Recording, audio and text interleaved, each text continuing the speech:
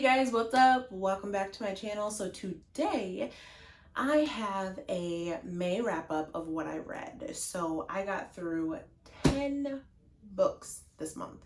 And for me, that's a lot of books in 1 month. I had some time on my hands and I took that to read. So, and a lot of these books I've had on my shelf for like 2 years or something like that. So I'm glad that I'm able to kind of shorten my TBR so that I can get more books.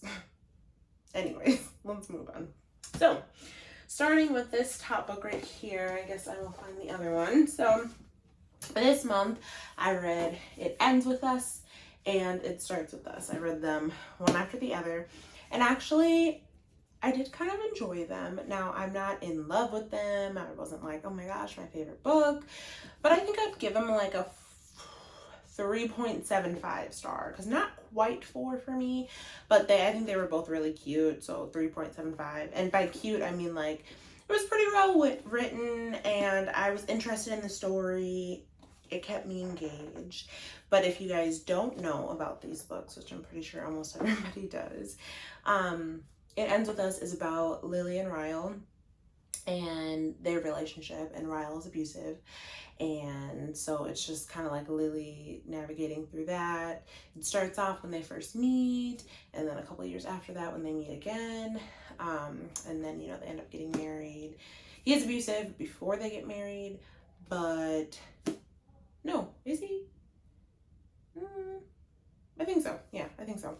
Anyways, then they end up getting married, and then, you know, he's still abusive. And they end up having a kid, so it's just her navigating through that. But also an ex-love interest comes in, because when she was 15, there was this boy that was living in this abandoned house because he was homeless, and they created this relationship. And so she sees him now, years and years later, and so it's about their relationship too. Now, this book is about their relationship, Atlas and Lily, not Ryle and Lily. And this one is dual POV, so dual POV. So it's about, you know, Lily after Ryle, and then Lily's relationship with Atlas, and then Atlas has his own little thing going on too with his family and things like that. So like I said, 3.75 for both of them, because they were both good. I enjoyed both of them, but not quite a 4 for me, but still pretty good. I would read it, and I would recommend it. Well, I did read it. Hello. I would recommend it. I would recommend you to read it. It was pretty good. The next book is Kisses and Croissants. Now, this is super cute. I don't know. I flew through this. It is a young adult book, so it is kind of like easier to read and easier to get through.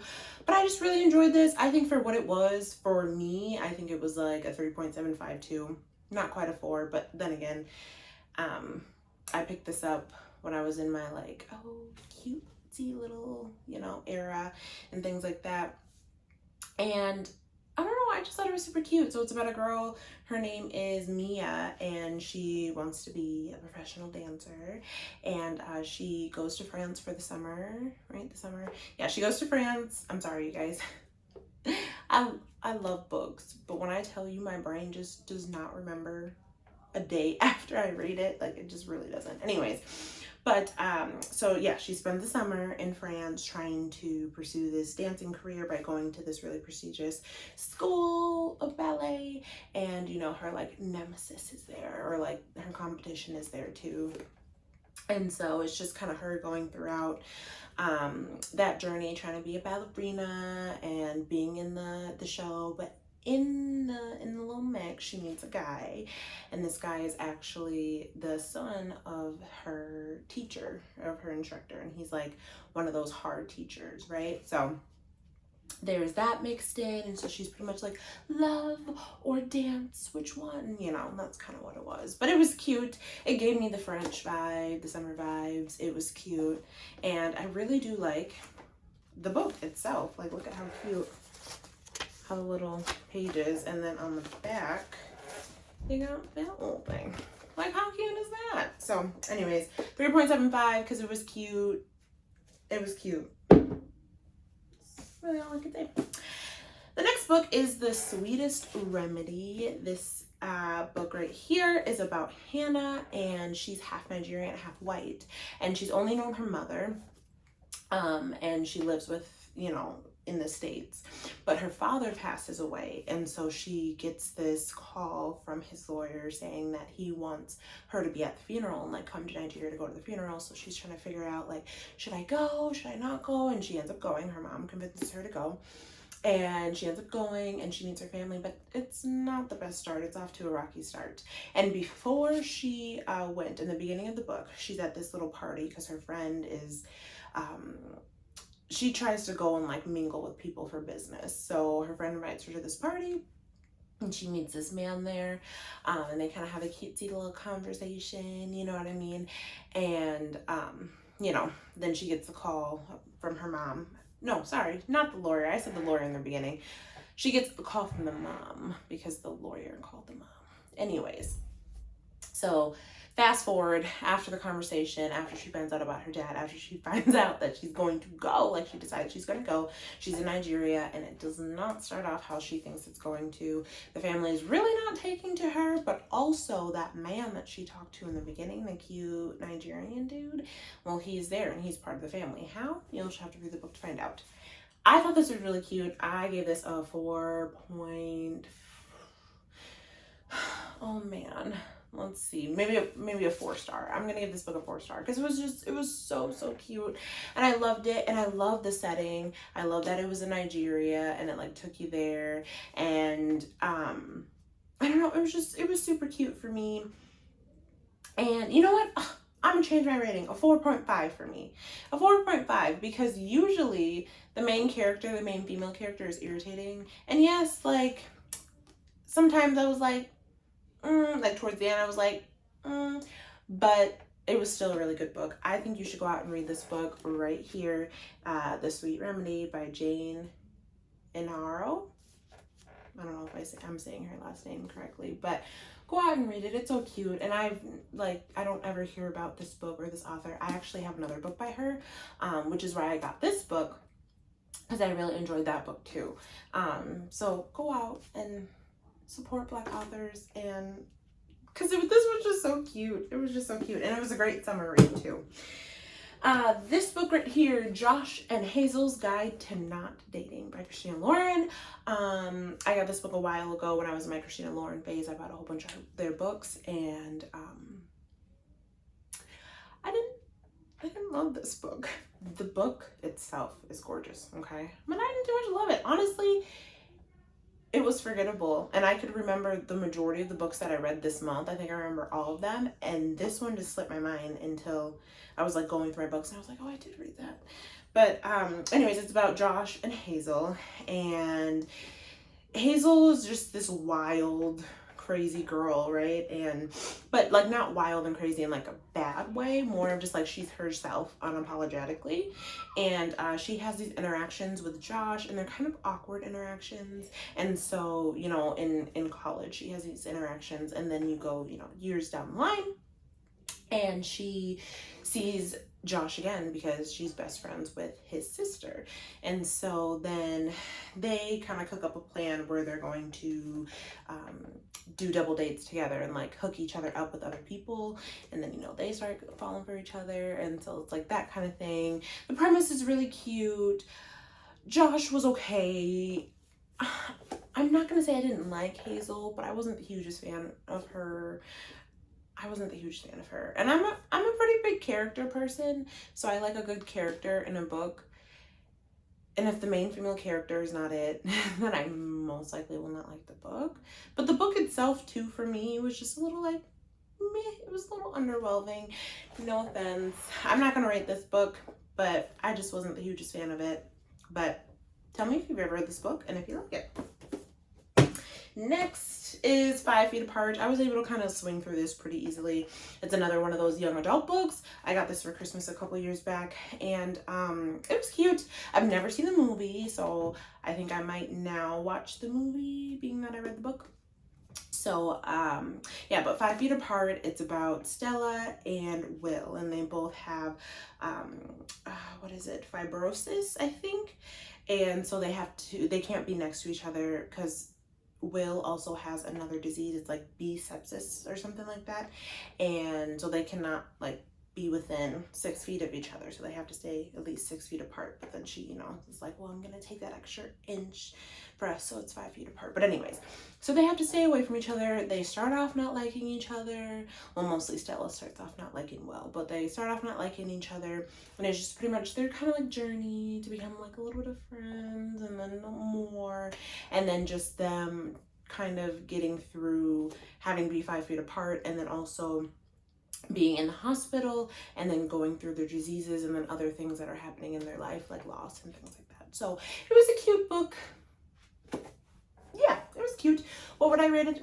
3 star. Because it was cute.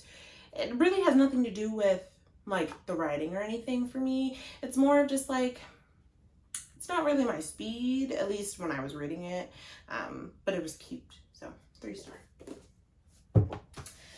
Next, Once More with Feeling. So this is pretty much about Katie and Cal.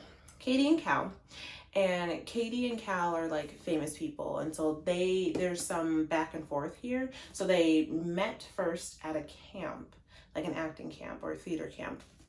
And then flash forward, Katie becomes this big pop star. She dates this guy in Cal's group, like, because they have a little band, or like a little boy band. Cal and some other guys. She's dating one of the guys in Cal's band, and then she ends up, losing her career because people found out that she cheated on this guy, Ryan. And they didn't like that too much. So now it goes to the next POV, which is the present, and Katie and Cal are working on this play together through a friend of Katie's and Cal's too, but like mostly Katie's. And so it's just them kind of going through that relationship. I didn't really like that book either. I didn't really too much care for it. I also have read another one of her books before. Let's see if it's in here. I can't remember what the other one was. It was pink. I don't know. The covers are really cute. That's kind of probably why I'm drawn to it. But anyways, I read the other one too, and I wasn't the hugest fan of that. But like I said, the cover drew me in, and I'm like, okay, like I'll give it another chance. Like I liked him, but I don't know that I like, I don't know that I like this author's books, personally, but that's just a me thing because I'm pretty sure there's people out here that just like it. But I mean, it's not a bad book. I just personally didn't too much care for it, so I'm not gonna rate this one either. Boop. Next is Roman and Julieta. Now this was really cute. I love a good retelling. So this is a Romeo and Juliet retelling of Roman and Julieta. And they meet at this Day of the Dead celebration. And then she goes back home with him. And then she ends up finding out that he is the father of this man that stole her mother's recipe for tacos, because his father, Roman's father, is this big taco king, person. He has this big empire of Taco King, right? And so Julieta and her mom are just kind of, like regular people. They're just working their way to meet and to get ends meet. And her mom has always told her the story about how this man that she fell in love with left her and took her fish taco recipe, right? Which was his dad, Ramon's dad. And she finds that out by finding a picture in his bathroom. So she ends up leaving, and then they end up coming back together because Roman and his dad buys the block that Julieta and her mom's restaurant are at. Is at, I can't speak, oh my goodness. Anyways, they buy the block, right? And so then they're bickering back and forth, and then they fall in love, they start to like each other, and she's like, I don't know if I can date you because of this, that, and the other, and he's like, but pretty much date me. And she's like, okay, fine. So then they get together. Now, for me, I was cool. Okay. Remember how I said I was a character person? So Roman, right? wasn't the hugest fan of in the beginning. Okay, I mean, he had confidence and he was arrogant, and like he kind of explained his confidence and arrogance in the beginning because he's like, oh, like women like a confident man. Okay, fine, but wasn't the hugest fan of him. Okay, I softened up to him towards like the middle of the book. Okay, Julieta, I wasn't here nor there for her. I was like, okay, fine, you know, cool. But at the end, Julieta irritated me so much. I'm sorry, she just did, and I just didn't like her. So I honestly had to knock at least a half a star for her because she just bothered me so much in the end. I was like, oh, girl, get your life. Anyways, overall, it was a cute book. And like I said, I love a good retelling of stories and fairy tale stories and things like that. So I'm going to give this book a 3.5 star. 3.5 star. I'm going to give this book. So it is cute, but the characters, I wasn't too much here for. I'm going to just be honest.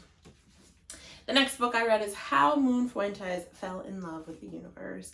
And I'm just going to say straight off the bat that I wasn't the hugest fan of this book. Now, let me tell you why, okay? It has nothing to do with the writing style or the author. It just has to do with, there was a lot of like swearing, a lot of like very vulgar things, a lot of like anti-religion type things in there, which I'm not the hugest fan of.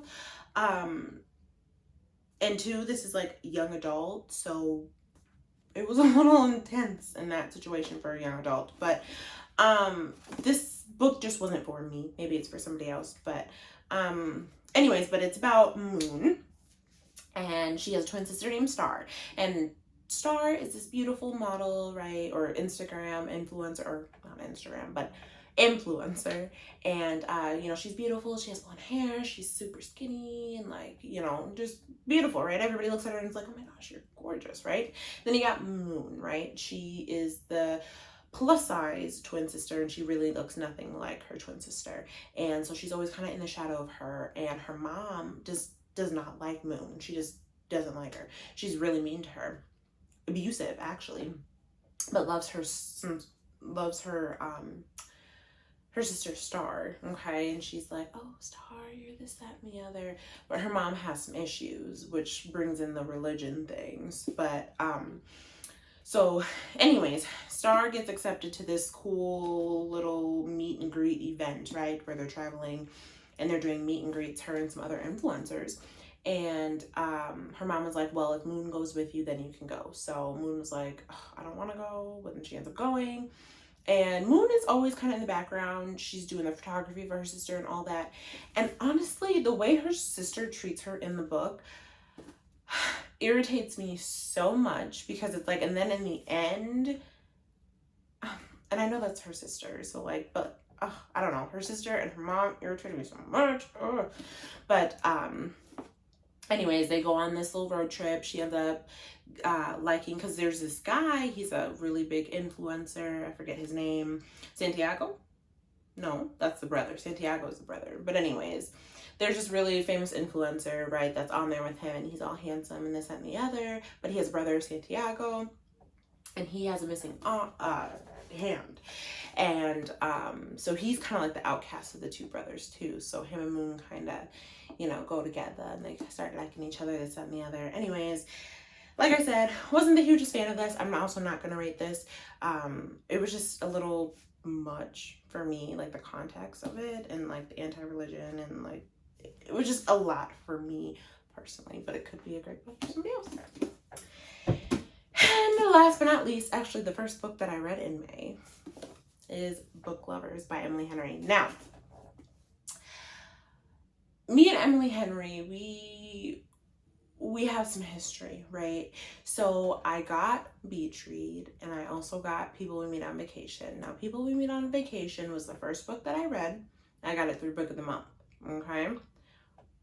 Did not really care for it. Did not care for the characters, really. Wasn't the hugest fan. It wasn't a bad book, but I wasn't the hugest fan of it. And like, everybody was like, oh my goodness, it's so good, this and the other. And I was just like, meh. So I ended up buying Book Lovers and Beach Read. And I read Beach Read, and I felt the same way, where I was kind of like, meh. I feel like Beach Read for me was better than People We Meet on Vacation, but it was still kind of like, So my friend was like, because I told her about my, you know, thing with Emily Henry, I was like, I don't know how I feel about her books. And she's like, oh, Book Lovers is so good. I'm like, oh, okay, well, I have that already. So she was like, yeah, it's so good, read it. So I'm like, okay. And I read it, and actually I did really enjoy it. I give Book Lovers a 4-star. It was actually super cute, and I liked Nora and Charlie, and I liked them together in their band tour, and I also liked the scenery and everything. So Book Lovers is pretty much about Nora and Charlie, right? They have they're both in the book world, and they have a bit of a history. She is, I think, the editor. She's like the editor, or she has clients. She's an agent, a literary agent, and he is the person who gets the books, like the person who has, you know, like sells the books. Oh my gosh. Anyways, they're both in the book industry, and their first meeting is no, it doesn't go very well, right? And so she ends up leaving to go to Sunshine Falls, which is one of the places that one of her clients wrote about. And her sister was like, oh, I love that book so much. Let's go to this little town because we haven't been, you know, together and going on vacation and stuff like that for a long time. We haven't spent a lot of time together. Let's go on this vacation and we'll be there first. And then my husband and kids will come down later after that. And she's like, okay, fine, let's do it. So they go to Sunshine Falls in North Carolina, and you know they're messing around and stuff like that, having a good time. And really, the town isn't as magical as people say it is. And that's what Charlie said too. He was like, in her last book, whoever the author was, I forgot her name, but the client of Nora's, he was like, the little town is not all that magical. And she was like, you don't know, right? It could be magical. Well, guess what? He does know because he's from there. So at the same time Nora was there, Charlie was there. And so they keep bumping into each other, and they create a little relationship and things like that. And, you know, it goes from there. And then there's other pieces too, like about Nora and her sister and Charlie and things like that. But it was really good because it had the romance in there, and then it also had some of those like more serious topics, but it didn't get like super duper heavy. And they were just, I don't know, they were really cute. I really did enjoy them. 4-star. I'm glad I read this one. So now I'm gonna read her other two, Funny Story and Happy Place. I actually have a book haul coming up, and those 2 books are in there. But anyway, so yeah, I'm gonna give it, like I said, a 4-star because I liked it. Thanks again for watching and pushing through with me. I hope you guys have a great rest of your day or night, whatever time of day you are watching this video. Anyways, see you guys later. Bye.